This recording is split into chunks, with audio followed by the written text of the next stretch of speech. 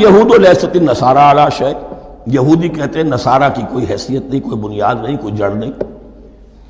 وقالت النصارى لیست الیہود علی شیء، اور نصارہ کہتے ہیں کہ یہود کی کوئی بنیاد نہیں، بے بنیاد لوگ ہیں، کوئی حقیقت ان کی حقانیت ہے ہی نہیں۔ وہم یتلون الکتاب، اور مزہ یہ ہے کہ دونوں ایک کتاب پڑھ رہے ہیں۔ اولڈ ٹیسٹمنٹ تو مشترک ہے یہودیوں میں اور عیسائیوں میں، یہ بہت اہم نکتہ ہے۔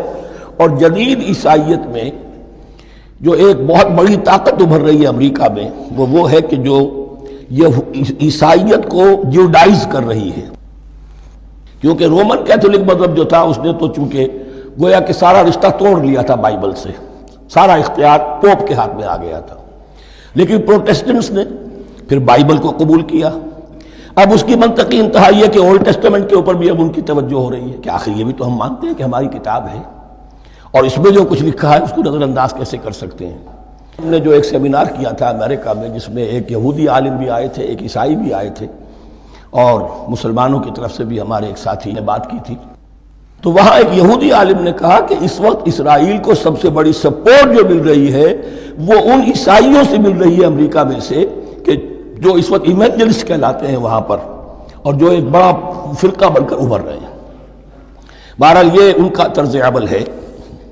وَهُمْ يَتْلُونَ الْكِتَابَ، اور وہ دونوں کے دونوں کتاب کے پڑھنے والے ہیں۔ كَذَلِكَ قَالَ الَّذِينَ لَا يَعْلَمُونَ مِثْلَ قَوْلِهِمْ، اسی طرح کہا تھا ان لوگوں نے کہ جو کچھ بھی نہیں جانتے، انہی کی سی بات کہی تھی، یعنی یہ اشارہ ہے مشرکین مکہ کی طرف۔ فَاللَّهُ يَحْكُمُ بَيْنَهُمْ يَوْمَ الْقِيَامَةِ فِيمَا كَانُوا فِيهِ يَخْتَلِفُونَ، تو اللہ تعالیٰ فیصلہ کر دے گا ان کے مابین قیامت کے دن ان تمام باتوں کا جن میں کہ یہ اختلاف کر رہے تھے۔ وَمَنْ أَظْلَمُ مِمَّنْ مَنَعَ مَسَاجِدَ اللَّهِ أَنْ يُذْكَرَ فِيهَا اسْمُهُ وَسَعَىٰ فِي خَرَابِهَا۔ اب دیکھیے یہاں جو بقیہ یہ آیات آ رہی ہیں، تو اگرچہ خطاب تو ہے وہ بریکٹس کے مابین، خطاب میں بنی اسرائیل، لیکن اب یہاں کچھ ریفرنسز اہل مکہ کی طرف شروع ہو گئے ہیں، اور اس کے بعد سے حضرت ابراہیم کا تذکرہ آئے گا، پھر تحویل قبلہ کا ذکر آئے گا۔ تحویل قبلہ میں ظاہر بات ہے کہ وہ قبلہ جو ہے وہ مشرکین مکہ کے قبضے میں تھا اس وقت۔ اس حوالے سے ریلیونٹ کچھ مضامین جو ہیں اس کی تمہید باندھی جا رہی ہے۔ یہ ساری تمہید ہے جو آگے آنے والا مضمون ہے تحویل قبلہ، جو علامت تھی اس بات کی کہ اب وہ سابقہ امت مسلمہ معزول کر دی گئی، اور نئی امت محمد صلی اللہ علیہ وسلم اس مقام پر نصب کر دی گئی، انسٹال کر دی گئی۔ اس کے حوالے سے جو مسئلے اٹھیں گے، اسی لیے قال الذین لا یعلمون مثل قولہم، میں نے عرض کیا کہ یہ مشرکین مکہ کی طرف اشارہ ہے۔ ومن اظلم ممن منع مساجد اللہ یذکر فیہا اسمہ، اس سے بڑھ کر ظالم کون ہوگا جو اللہ تعالیٰ کی مسجدوں سے لوگوں کو روکے کہ وہ اس میں اس کا نام لے سکے۔ چونکہ مشرکین مکہ نے مسلمانوں کو محروم کر دیا تھا حرم سے، اب وہاں جانے کی ان کو اجازت نہیں تھی۔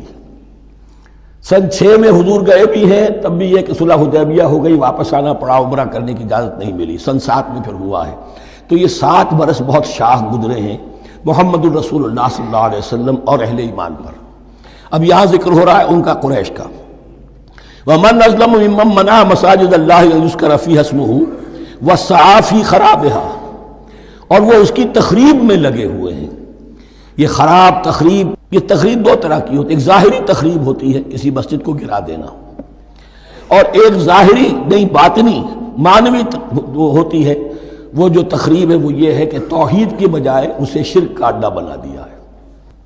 وہ تو دنیا کے بت قدوں میں پہلا وہ گھر خدا کا، ہم اس کے پاسباں ہیں، وہ پاسباں ہمارا، 360 بت رکھ دیے گئے اس گھر میں لا کر، جو ابراہیم نے تعبیر کیا تھا توحید خالص کے لیے۔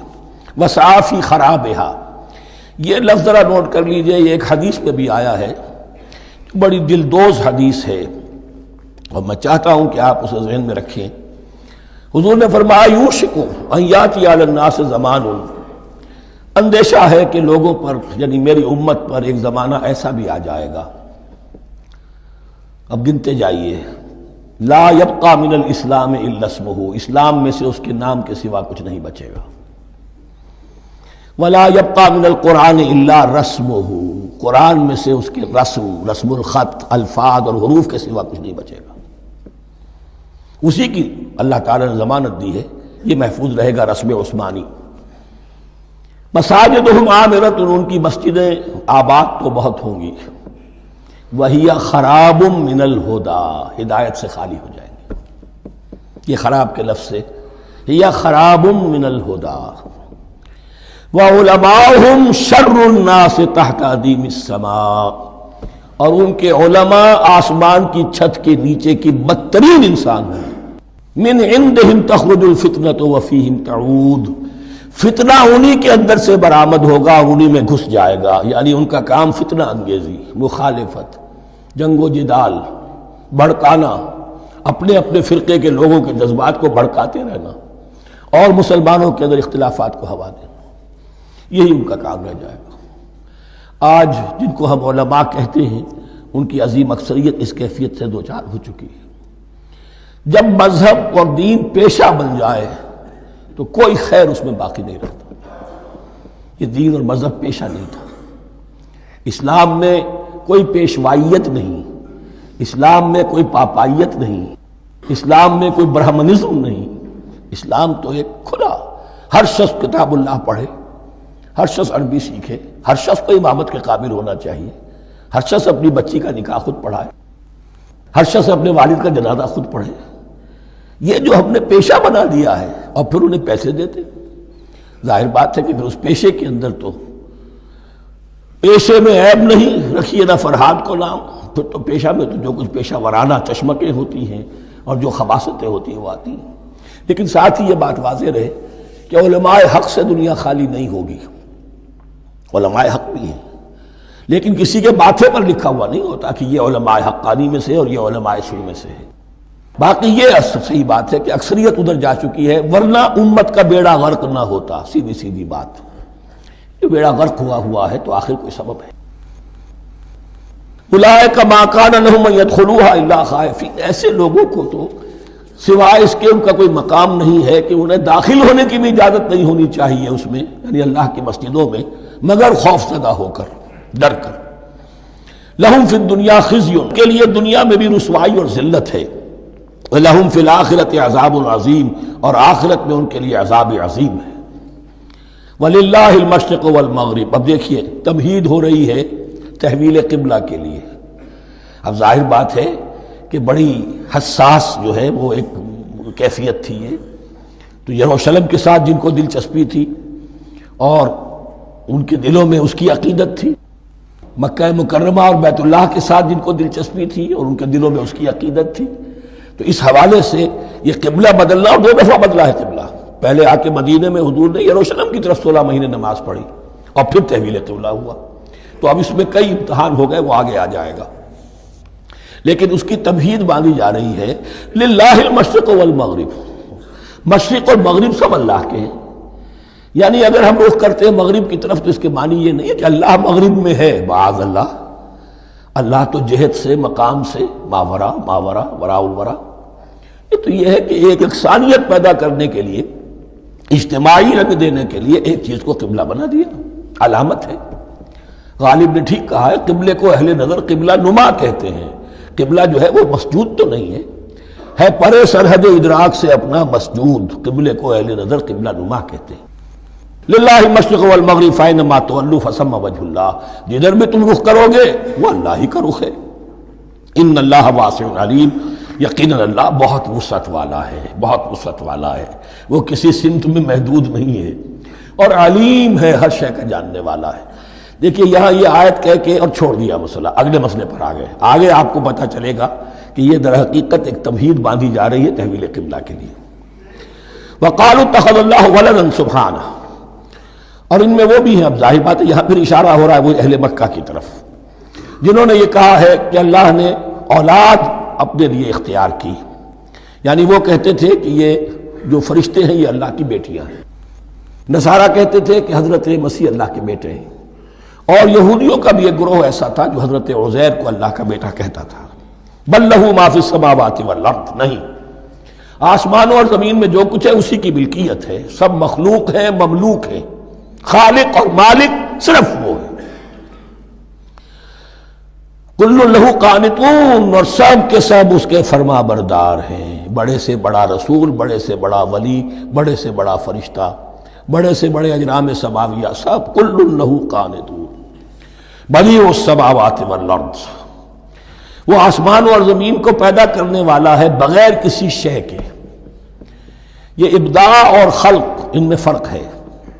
ابداع، بلکہ شاہ ولی اللہ دہلوی نے حجت اللہ البالغہ کا جو پہلا چیپٹر ہے اس کو یہی 3 عنوان دیے ہیں۔ اللہ تعالیٰ کے افعال بنیادی طور پر 3 ہیں: ابداع، خلق، تدبیر۔ ابداع ہے جسے انگریزی میں کہتے ہیں کریشن ایکس نہیلو، عدم محض سے کچھ بنا دیا، کچھ نہیں تھا اور بنا دیا، کن فیکون، یہ ابداع ہے۔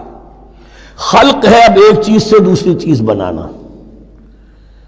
گارے سے انسان بنایا، یہ تخلیق ہے۔ آگ سے جن بنایا، یہ تخلیق ہے۔ نور سے فرشتے بنائے، یہ تخلیق ہے۔ تو ابداع، بدیع وہ ہے کہ جس نے نئی چیز، اسی لیے بدعت ہمارے ہاں کہلاتی ہے وہ شے جو دین میں نہیں تھی اور خواہ خواہ لا کے شامل کر دی گئی، جس کی کوئی جڑ بنیاد دین میں نہیں ہے، وہ بدعت ہے۔ اس سے یہ لفظ بدیع السماوات والارض، وَإِذَا قَضَىٰ أَمْرًا فَإِنَّمَا يَقُولُ لَهُ كُن فَيَكُونُ، اس کی شان تو یہ ہے کہ جب وہ کسی معاملے کا فیصلہ کر لیتا ہے تو بس کہتا ہے کہ ہو جا، اور وہ ہو جاتی ہے۔ وَقَالَ الَّذِينَ لَا يَعْلَمُونَ لَوْلَا يُكَلِّمُنَا اللَّهُ وَتَأْتِينَا آیَةٌ، اور کہا ان لوگوں نے جو علم نہیں رکھتے، یہاں پھر وہی مشرکین مکہ کی طرف روح سخن ہے، کیوں نہیں بات کرتا ہم سے اللہ، اور کیوں نہیں کوئی لے آتا ہمارے پاس کوئی نشانی۔ یہ میں عرض کر چکا ہوں، یہ مضمون جو ہے کہ ان کا مطالبہ تھا بہت شدت کے ساتھ کہ کوئی معجزے ویسے ہی دکھاؤ جیسے تم کہتے ہو کہ عیسیٰ نے دکھائے تھے، موسیٰ نے دکھائے تھے، تو ہمارے یہ مطالبے پورے کر دو، ہم مان لیں گے۔ یہ ذکر آئے گا سورہ انعام میں اور پھر سورہ بنی اسرائیل میں۔ كَذَلِكَ قَالَ الَّذِينَ مِن قَبْلِهِمْ مِثْلَ قَوْلِهِمْ، اسی طرح کی باتیں جو لوگ ان سے پہلے آئے تھے وہ بھی کہتے رہے۔ تشابہت قلوبہم، ان کے دل ایک دوسرے سے مشابہ ہو گئے ہیں۔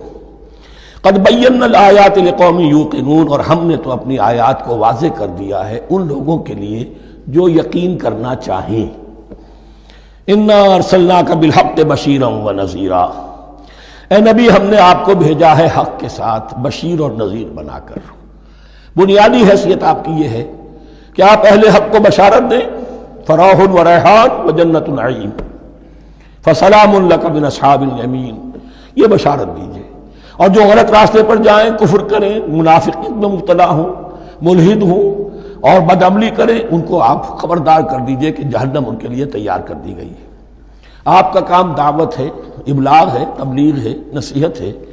وَلَا تُسْأَلُ عَنْ أَصْحَابِ الْجَحِيمِ، آپ سے سوال نہیں کیا جائے گا جہنمیوں کے بارے میں کہ محمد یہ کیوں جہنم میں پہنچ گئے، ہم نے تمہیں بھیجا تھا، تمہارے ہوتے ہوئے یہ جہنمی کیوں ہو گئے؟ نہیں، یہ آپ کی ذمہ داری نہیں ہے۔ کون جنت میں جانا چاہتا ہے، کون جہنم میں جانا چاہتا ہے، یہ آدمی کا اپنا فیصلہ ہے۔ آپ کا کام ہے کہ حق کو واضح کر دیں، ہاں وضاحت میں کمی نہ رہ جائے، حق واضح ہو جائے، کوئی اشتباہ نہ ہو، بالکل مبرہن ہو جائے، واضح ہو جائے، بس یہ ذمہ داری آپ کی ہے، اس سے زیادہ نہیں۔ یہ مسئولیت جو ہوتی ہے، انسان اگر اپنی اصل مسئولیت سے زیادہ ذمہ داری اپنے سر پر ڈال لے تو اس سے بھی بہت بڑی بڑی گمراہیاں پیدا ہوتی ہیں۔ اور اس کا جو تذکرہ ہو رہا ہے بڑی گمراہی تو معاذ اللہ وہ تو ہمارے حوالے سے ہوتی ہے۔ ہمارے ہاں کی بہت سی جماعتیں جو ہیں اسی طرح کی غلطیوں کی وجہ سے وہ غلط راستوں پر پڑ گئی، پوری تحریکیں برباد ہو گئی۔ لیکن یہاں بھی حضور کا معاملہ کیا ہو رہا تھا کہ حضور چاہتے تھے کہ کسی طرح یہ علماء یہود ایمان لے آئے۔ بہرحال حضور کے دل میں رغبت، آخر مکے میں آپ تھے تو دعائیں مانگتے تھے، اے اللہ عمرو بن ہشام اور عمر بن خطاب میں سے کسی ایک کو تو میری جھولی میں ڈال دے۔ تو اسی طرح کی دعا آپ نے کی ہوگی۔ فرمایا وَلَن تَرْضَىٰ عَنْكَ الْيَهُودُ وَلَا النَّصَارَىٰ حَتَّىٰ تَتَّبِعَ مِلَّتَهُمْ، اے نبی کسی مغالطے میں نہ رہیے، ہرگز راضی نہیں ہوں گے آپ سے نہ یہ یہودی اور نہ نصرانی جب تک کہ آپ پیروی نہ کریں ان کی ملت کی۔ لہذا امید منقطع کر لیجیے، اس لیے کہ زیادہ امید ہو تو مایوسی ہو جاتی ہے۔ اقبال نے بہت خوب کہا ہے بندہ مومن کے بارے میں، جس کی امیدیں قلیل، جس کے مقاصد جلیل۔ مقصد اونچا لیکن امید قلیل رکھیے، اللہ چاہے گا تو ہو جائے گا، نہیں چاہے گا تو میرا کام تو اپنی حد تک اپنا فرض ادا کر دینا ہے۔ اس سے زیادہ کی جو ہے خواہش اپنے دل میں پالیں گے، کسی اجرت پسندی میں گرفتار ہو جائیں گے، کہیں دائیں بائیں ہک اور کرک کے ذریعے سے کہیں پہنچنے کی کوشش کریں گے اور اپنے آپ کو بھی برباد کر دیں گے۔ لن ترضى عنك اليهود ولا النصارى حتى تتبع ملتهم قل ان هدى الله هو الهدى، کہہ دیجئے دیکھو ہدایت تو ہے اللہ کی ہدایت، وَلَئِنِ اتَّبَعْتَ أَهْوَاءَهُمْ، اور اے نبی آپ بھی کان کھول کر سن لیں، اگر آپ نے ان کی خواہشات کی پیروی کی، یہاں ہم جوڑ دیں گے الفاظ بالفرض، بالفرض بفرض محال، اگر آپ نے ان کی خواہشات کی پیروی کی کہ کچھ چلو لے دو کر معاملہ کر لو، کچھ ان کی بات مانو، کچھ اپنی بات منوا لو، یہ مکے میں بھی قریش کی طرف سے بھی آیا تھا کہ کچھ اپنی بات منوا لیجئے، کچھ ہماری بات کمپرومائز کیجئے۔ اب ظاہر بات ہے کہ یہاں اب یہود کے ساتھ یہی معاملہ ہے، وَلَئِنِ اتَّبَعْتَ أَهْوَاءَهُمْ بَعْدَ الَّذِي جَاءَكَ مِنَ الْعِلْمِ مَا لَكَ مِنَ اللَّهِ مِنْ وَلِيٍّ وَلَا نَصِيرٍ، اور اگر بفرض محال آپ نے پیروی کی ان کی خواہشات کی، اس کے بعد کہ آپ کے پاس علم آ چکا، تو نہیں ہوگا کوئی بھی اللہ کے مقابلے میں آپ کے لیے کوئی مددگار یا حمایتی۔ معاذ اللہ، معاذ اللہ، حق کی تلوار بڑی ننگی ہے، اور یہاں اللہ کا عدل یہ فرد سے فرد تک بدلتا نہیں ہے، نہ امت سے امت کی طرف بدلے گا، قوم اور کسی اور قوم سے ایک معاملہ، کسی دوسری قوم سے کوئی اور معاملہ نہیں، اللہ کے اصول ہیں، اللہ کے قوانین ہیں، اس کی فطرت ہے، فطرت اللہ التی فطر الناس علیہا، پھر یہ کہ اس کی سنت ہے، لن تجد لسنت اللہ تحویلا ولن تجد لسنت اللہ تبدیلا۔ الذین آتیناہم الکتاب یتلونہ حق تلاوتہ، وہ لوگ کہ جنہیں ہم کتاب دیتے ہیں وہ اس کی تلاوت کرتے ہیں جیسا کہ اس کی تلاوت کا حق ہے۔ اس پر میں نے اپنے کتابچے میں بحث کی ہے، تلاوت کا اصل حق کیا ہے۔ مسلمانوں پر قرآن مجید کے حقوق نامی کتابچہ، اب یہاں پہ تفصیل سے بیان کرنے کا وقت نہیں ہے، لیکن ایک بات جان لیجئے کہ تلاوت کا لفظ جو قرآن کے لیے قرآن نے اختیار کیا، یہ بڑا ذو معنیین ہے۔ تلا یتلو ہم اسے بھی کہتے ہیں پڑھنا، اور تلا یتلو کسی کے پیچھے پیچھے چلنے کو کہتے ہیں۔ والشمس وضحاها والقمر اذا تلاها، سورج کے بعد پیچھے آتا ہے چاند۔ تو یتلو کے معنی کیا ہے؟ when you are reading the book you are following the text۔ بعض لوگوں کو دیکھا ہوگا انگلی ان کی چلتی ہے ساتھ ساتھ، وہ بیچارے جو زیادہ ماہر نہیں ہیں تو تاکہ نگاہ ادھر سے ادھر نہ ہو جائے، ایک سطر سے دوسری سطر پر نہ پہنچ جائے، انگلی بھی ساتھ ساتھ پھیرتے ہیں، تو فالوئنگ دی ٹیکسٹ۔ لیکن اس تلاوت کا اصل حق کیا ہوگا؟ جب آپ اس کتاب کو فالو کریں، اسے اپنا امام بنائیں، اس کے پیچھے چلیں، اس کا اتباع کریں، اس کی پیروی کریں، جس کی کہ دعا ہم کرتے ہیں وَاجْعَلْهُ لَنَا إِمَامًا وَنُورًا وَهُدًى وَرَحْمَةً، تو اللہ تو بنائے گا ہمارا امام اس کو اسی وقت جب کہ ہم فیصلہ کر لیں کہ ہم اس کتاب کے پیچھے چلیں گے۔ الذین آتیناہم الکتاب یتلونہ حق تلاوتہ اولئک یؤمنون بہ، جو اللہ کی کتاب کی تلاوت کا حق ادا کریں اور اس کی پیروی بھی کریں، وہی ہیں جو اس پر ایمان رکھتے ہیں۔ جو نہ تلاوت کا حق رکھتے ہوں ادا کریں، نہ پیروی کریں، وہ دعویٰ کریں کہ ہمارا ایمان ہے تورات پر اور کتاب پر، تو یہ دعویٰ جو ہے جھوٹا دعویٰ ہے۔ میں وہ حدیث آپ کو سنا چکا ہوں، ما آمن بالقرآن من استحل محارمہ، جس شخص نے قرآن کی کسی حرام کردہ شے کو اپنے لیے حلال کر لیا، اس کا قرآن پر کوئی ایمان نہیں۔ وَمَن يَكْفُرْ بِهِ فَأُولَٰئِكَ هُمُ الْخَاسِرُونَ، اور جو اس کا کفر کرے گا تو وہی لوگ ہیں خسارے میں رہنے والے۔ اب وہ بریکٹ بند ہو رہی ہے،